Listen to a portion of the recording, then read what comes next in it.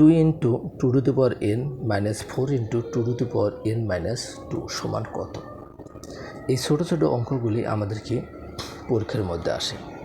আমরা সর্বপ্রথম কী করব, এই রাশিটাকে ভাঙিয়ে নেব। 3 ইন্টু 2n মাইনাস 4 ইন্টু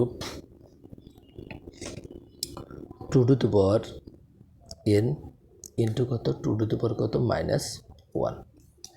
এখন আমরা এখানে লক্ষ্য করতেছি, এখানেও আমরা যে 2n আছে, এই জায়গায় তো আমাদের কি 2n আছে। আমরা 2n যদি কমন রাখি তাহলে আমাদের এখানটা কী হবে, 3 মাইনাস 4 ইন্টু, আমরা কি জানি কোনো জিনিসের উপর যদি এরকম মাইনাস থাকে তাহলে ভাগ হয়ে যায়, অর্থাৎ 1 ভাগ কত 2, 2 দুগুণে কত হয়, 2 দুগুণে 4।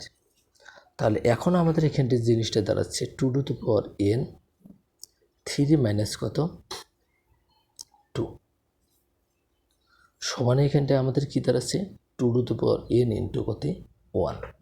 এখন 2n কে যদি আমরা 1 দ্বারা গুণ করি তাহলে আমরা 2n পাবো। 2n আমাদের কত অঙ্গে আছে, ঘন অঙ্গে আছে।